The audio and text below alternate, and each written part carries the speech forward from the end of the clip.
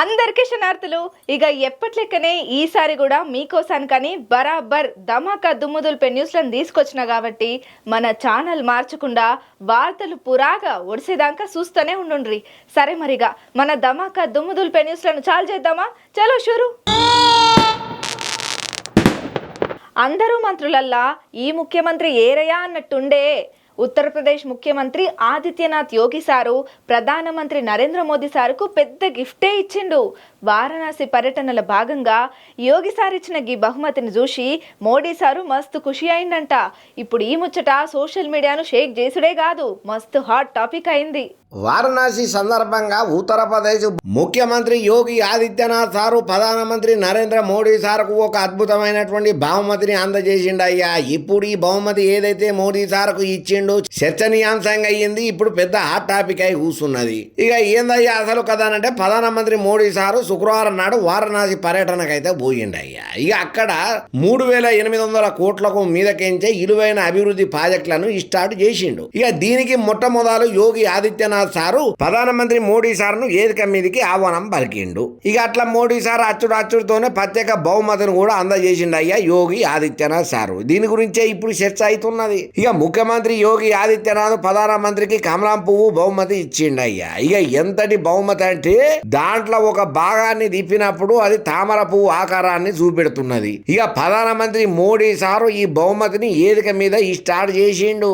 ఇక ఆ తర్వాత ఆయన దాన్ని చూసి చాలా సంబరపడ్డాడయ్యా మోడీ సారు. ఈ బహుమతి గురించి ప్రధానమంత్రి మోడీ సారు కూడా సీఎం యోగికి ఏదో చెప్తున్నట్టుగా కనబడ్డది. ఇక వారణాసికి 44 అభివృద్ధి ప్రాజెక్టులు బహుమతిగా అందినాయ్యా. ప్రధానమంత్రి నరేంద్ర మోడీ సారు ఇక్కడ అభివృద్ధి ప్రాజెక్టులను స్టార్ట్ చేసి బాబా విశ్వనాథ్ భూమి వారణాసి హర హర మహాదేవ నినాదాలతో ప్రతిధ్వన చెందిందనుకో రాదుండ్రి. ప్రధానమంత్రి నరేంద్ర మోడీ సారు ఆయన పార్లమెంటరీ నియోజకవర్గం వారణాసిలో 3,884.18 కోట్ల విలువైనటువంటి 44 అభివృద్ధి ప్రాజెక్టులను అయితే ప్రారంభం చేసిండు. ఇంకా అంతనే కాకుండా శంకుస్థాపన కూడా అద్భుతంగా జరిపించిండు అయ్యా. గత 10 సంవత్సరాలల్లా బనారస్ అభివృద్ధి మీదకెంచి అడుగులు వేసింది. వారసత్వాన్ని కాపాడుకుంటూ ఆధునికత వైపు పయనించడం కాశీ గుర్తింపుగా మారిందని చెప్పి ప్రధానమంత్రి మోడీ సార్ అన్నాడు. ఇక ప్రధాని మోదీ సార్ మీరందరూ దయచేసి ఇక్కడ మాకు మీ ఆశీస్సులు ఇయ్యుండ్రి అని అన్నారయ్యా. ఇక ఈ ప్రేమకు మనం రుణపడి ఉన్నాము. కాశీ మాది, మేము కాశీ నుండి వచ్చినాము. నాకు సంకట మోచాన్ని చూసే అవకాశం వచ్చిందని చెప్పుకుంటూ వచ్చింది. ఏదేమైనా మోదీ సార్కు బహుమతిగా ఇచ్చినటువంటి ఆదిత్య యోగినాథ్ సారు ఏదైతే కమలం పువ్వు ఉన్నదో ఇప్పుడు ఇది పెద్ద హాట్ టాపిక్ అయి కూర్చున్నదయ్యా. రాజకీయాలలో పెద్ద చర్చకే తావిచ్చింది ఈ కమలం పువ్వు. తెలంగాణ రాజకీయాలల్లో పెద్ద టాపిక్ అయిన హెచ్సియు ఇష్యూ రోజుకొక మలుపు తీసుకుంటున్నది. ఇంట్లో మరీ ముఖ్యంగా రాజకీయం నాయకులైతేనేమి, ఇంకా ఏరే పార్టీలు అయితేనేమి ఎవల కాళ్ళు తగ్గేదేలే అనుకుంటా నిప్పులంటి పెట్టి నీళ్లు పోసినట్టు, కర్రు గాల్చి వాత పెట్టి యాంటిమెంట్ రుద్దినట్టు ఇట్లా గీ రాజకీయ లీడర్లు ఎవల టాలెంట్ వాళ్ళు చూపెడుతున్నారు సోషల్ మీడియా ఏదికగా. గీ ముచ్చట్ల ఇంకో గొల్లెం షప్పుడు తెర మీదకి వచ్చింది. తెలంగాణ రాజకీయాల్లో హెచ్సియు సమీపంలో ఉన్నటువంటి కంచ గచ్చిబౌలిలో 400 ఎకరాల భూముల వ్యవహారం కాకరేపుతున్నదయ్యా. ఇప్పుడు ఈ ముచ్చట మధ్యలో హాట్ టాపిక్ అయి కూర్చున్నది. ఇక ఈ భూములల్లో దగ్గర 10,000 కోట్ల కుంభకోణం అయ్యిందని, ఇలాంటి యాజమాన్య హక్కు లేనప్పటికీ ఈ భూమిని ఐసిఐసిఐ బ్యాంకు దగ్గర టీజీఐఎస్సి తనఖా పెట్టిందని చెప్పి 10,000 కోట్ల రుణం తీసుకున్నట్లుగా BRS working president KT Rama Rao sir ఉన్నాడు కదా, ఆయన ఆరోపణ చేసిన సంగతి మన అందరికి ఎరికేందే. అయితే ఈ ఆరోపణలను ఐసిఐసిఐ బ్యాంక్ ఖండన చేసింది. టీజీఐఐసికి తాకట్టు రుణం మేము ఇయ్యలేదని చెప్పి ఆ బ్యాంకు ప్రతినిధి ఒక ప్రకటననైతే విడుదల చేసిండయ్యా. దీంతో అసలు ఐసిఐసిఐ బ్యాంకు నుంచి వచ్చిన స్టేట్మెంట్ ఫేక్ అని చెప్పి బీఆర్ఎస్ సానుభూతి పరులు సోషల్ మీడియాలో విమర్శలు గుప్పిస్తున్నారు. అయితే కేటీఆర్ అన్ని డ్రామాలేనని ఐసిఐసిఐ బ్యాంకు తేల్చేసిందని చెప్పి కాంగ్రెస్ మద్దతుదారులు ఇట్లా రివర్స్ కౌంటర్లు వేసుకుంటూ వస్తున్నారు. మరి ఇంట్లో ఎంతవరకు వాస్తవమో ఎంతవరకు అవాస్తవమో మనకు తెలియదు కానీ మొత్తానికైతే ఈ రచ్చ సోషల్ మీడియాను షేక్ చేస్తున్నది. రెండు పార్టీలలో ఒక పెద్ద ముసలంనే క్రియేట్ చేస్తున్నది. దీంతో కంచగచ్చిబౌలి భూముల మీద రాజకీయం ఇప్పుడు బ్యాంకు స్టేట్మెంట్ చుట్టూ తిరుగుతున్నదయ్యా. ఇక కేటీఆర్ ప్రెస్ మీట్ తర్వాత ఆయన చేసినటువంటి ఆరోపణల మీద ఐసిఐసిఐ బ్యాంకు ఓ స్టేట్మెంట్ రిలీజ్ చేసింది కదా. మేము టీజీఐఐసికి ఎసంటి మార్టిగేజ్ రుణం ఇయ్యలేదని, అట్లనే ఈ బాండ్ల జారీకి సంబంధన చేసినటువంటి టీజీఐఐసి మా వద్ద ఎటువంటి తలాన్ని మార్టిగేజ్ చేయలేదని, మేము కేవలం బాండ్ల జారీ ద్వారా వచ్చే నిధుల స్వీకరణ అడ్డీ చెల్లింపులకు సంబంధించిన టీజీఐఐసికి అకౌంట్ బ్యాంకుగా మాత్రమే వ్యవహారం చేస్తున్నామని చెప్పి క్లియర్ కట్గా బల్ల గుద్దినట్టు స్పష్టం చేసుకుంటూ వచ్చిందయ్యా. అయితే బీఆర్ఎస్ సానుభూతి పరులు ఎవరైతే ఉన్నారో వాళ్ళు మాత్రం ఇది ఫేక్ స్టేట్మెంట్ అయ్యా అనుకుంటా కామెంట్లు ఏవైతే చేసిల్లో అవి నెట్టింటో గట్టిగానే వైరల్ అవుతున్నాయి. ఇక ఆ లెటరు బ్యాంకు అధికారిక వెబ్సైట్లో లేదని చెప్పి, పైగా దాని మీద కన్సల్ట్ ఆఫీసర్ సంతకం లేదని కూడా ఆరోపణలు గట్టిగానే చేస్తున్నారు. ఇక ఈ ముచ్చట్లలో ప్రభుత్వం నుంచి తప్పించుకునే తందుకే ఇటువంటి కవర్ డ్రైవ్ చేస్తున్నదని చెప్పి కూడా విమర్శలు గట్టిగానే గోపిస్తున్నారు. ఇక బ్యాంకు స్టేట్మెంట్ను బీఆర్ఎస్ మద్దతుదారులు తప్పుపడుతున్న నేపథ్యంలో ఓ జర్నలిస్టు రియాక్ట్ అయ్యిందయ్యా. ఈ స్టేట్మెంట్ బ్యాంకు నుంచి అధికారికంగా వచ్చిందేనని ప్రధాన పత్రికలు ఇవాళ ప్రచురించినాయని చెప్పి సోషల్ మీడియాలో చెప్పుకుంటూ వచ్చిండు. ఇక బీఆర్ఎస్ చేస్తున్న విమర్శల మీద కాంగ్రెస్ శ్రేణులు రియాక్ట్ అయ్యకుండా కేటీఆర్ అత్యుత్సాహానికి ఐసిఐసిఐ బ్యాంకు కళ్ళం వేసిందని చెప్పి రివర్స్ అటాక్ సోషల్ మీడియాలో గట్టిగానే ఒకరికొకరు వేసుకుంటున్నారయ్యా. దీంతో ఇరు వర్గాల మధ్యన నువ్వా నేను అన్నట్టుగా టకాపర్ ఫైటు రాజకీయం రంజుగా మారుకుంటూ అవుతున్నదయ్యా. ఆ రెండు నక్షత్రాలు కలవబోతున్నాయి. ఈ కలయిక చరిత్రలను క్రియేట్ చేస్తుంది. వీళ్ళు కలిస్తే ప్రత్యర్థులకు చల్లటి చెమటలు పడతాయి. వీళ్ళు కలిస్తే ఉరుములు మెరుపులే, అప్పుడప్పుడు పిడుగులుస్తాం పక్కా. ఓ పిల్ల ఏంది ఎవరి గురించి గింతగానం ఎలివేషన్లు ఇస్తున్నావు అని అంటారా? మీకోసానికే ధమాకాసు వంటి అర్థం తీసుకొచ్చిన. అయినా ఇటువంటి హిస్టారికల్ కాంబినేషన్ల గురించి చెప్పొద్దు, సూయించాలే. ఆంధ్రప్రదేశ్ తెలంగాణ రాష్ట్రాల ముఖ్యమంత్రులు రెండు తెలుగు రాష్ట్రాల ప్రయోజనాల కోసానికని చెప్పి తొందరలోనే భేటీ కాబోతున్నట్లుగా సమాచారం వచ్చిందయ్యా. తెలంగాణ ఆంధ్రప్రదేశ్ రాష్ట్రాల విభజన జరిగి దాదాపు 10 సంవత్సరాలు పూర్తయినప్పటికీ ఇంకా విభజన సమస్యలు పోలేదని చెప్పుకుంటూ వచ్చిల్లయ్యా. ఇక రెండు రాష్ట్రాల సీఎంలు భేటీ కాబోతున్నట్లు, ఇక ఈ భేటీలలో ఈ రాష్ట్రాలకు సంబంధించిన సమస్యల మీద ఒక తీర్మానం తీసుకురాబోతున్నట్టుగా సమాచారం అయ్యా. అయితే గతేడాది జూలైలో ప్రజాభవన్లో ఇరు రాష్ట్రాల సీఎంలు భేటీ చట్ట ప్రకారం జరగాల్సిన పంపకాల మీద కూడా చర్చలు గట్టిగానే చేసిండ్రు. మరో మారు భేటీ కావాలని ఇప్పుడు నిర్ణయం తీసుకున్నారయ్యా. ఇక ఈ క్రమంలో అప్పుడైన చర్చల తర్వాత వివిధ అంశాలు చోటు చేసుకున్న పురోగతి ఏమిటన్న దాని మీద కూడా రీసెంట్ గా చర్చించుకోబోతున్నారట. ఇక రెండు తెలుగు రాష్ట్రాలు ఆవిష్కృతంగా ఉన్న విభజన సమస్యలు పరిష్కారం కోసానికని చెప్పి రెండు రాష్ట్రాల సీఎంలు ఈ విధంగా కసరత్తులు చేసుడు, కలిసి పనిచేయాలనే ఆలోచనతో ముందరి ఓవుడు చాలా గొప్ప ముచ్చటనే ప్రతి ఒక్కరు తారీఫ్ చేస్తున్నారు. ఈ రెండు తెలుగు రాష్ట్రాల సీఎంలు కలవబోతున్నారన్న ముచ్చట్ల.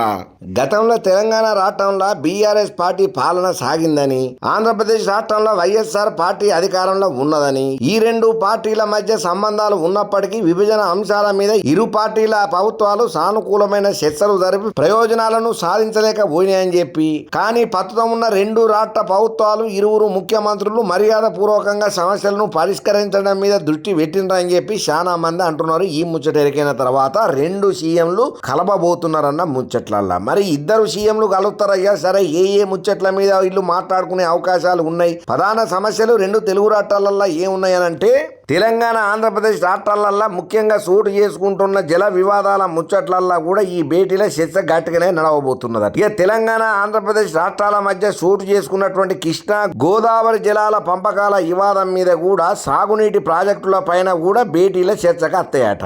అయితే ఇక ప్రస్తుతం జరగబోతున్నటువంటి ఏదైతే మీటింగ్ ఉన్నదో రేవంత్ రెడ్డి సారు ఆ మీటింగ్ కోసం చంద్రబాబు నాయుడు సారు కొంచెం ఆలోచన గట్టిగానే చేస్తున్నాడట.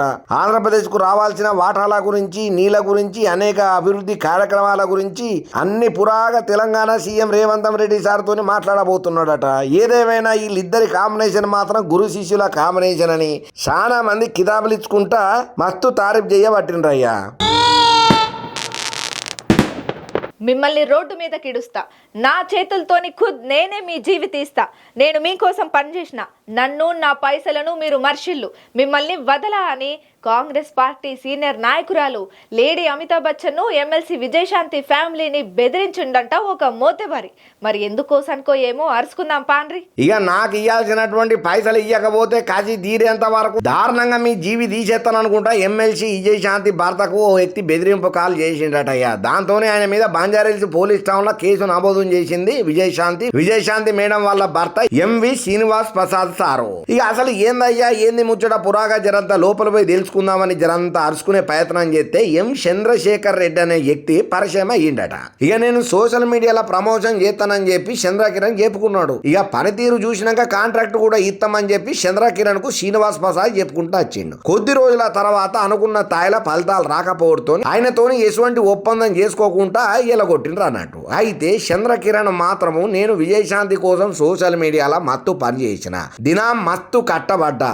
నేను ఎన్నో ఒడిదుడుకులను ఎదుర్కొని మరి వాళ్ళను ఫస్ట్ పాపులర్ చేయనికే ప్రయత్నాలు చేసిన. కానీ వాళ్ళు నాకు ఇవ్వాల్సినటువంటి పైసలు ఇత్తలేరు అనుకుంటా విజయశాంతి మేడము వాళ్ళ భర్త మీద కూడా నేను జీవితీసేంత పని చేస్తానని చెప్పి ఓపెన్ గానే మెసేజ్ చేసిండి. ఇక మెసేజ్ కు జప్పున రియాక్ట్ అయినటువంటి విజయశాంతి మేడము వాళ్ళ భర్త ప్రసాద్ ఇక వాళ్ళ భర్త కూడా ఇద్దరు కలిసి పోలీస్ పెద్ద ఆఫీసర్లకు కంప్లైంట్ చేసుడుతోని పత్తానికైతే ఈయనను పట్టుకునే పనులు ఉన్నారట.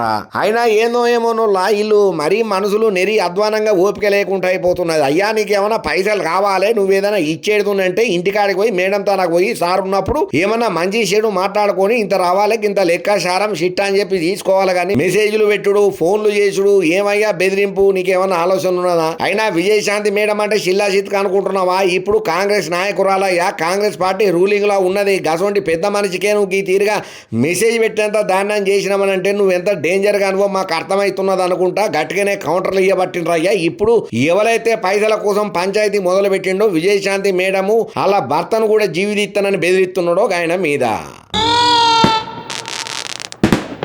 ఓవర్ యాక్షన్ అన్ని అనర్థాలకు దారితీస్తుందని మన పెద్దోళ్ళు ఎప్పుడు చెప్తూనే ఉంటారు. కానీ మనం పెడచెవున పెడతాం వాళ్ళ మాటలను.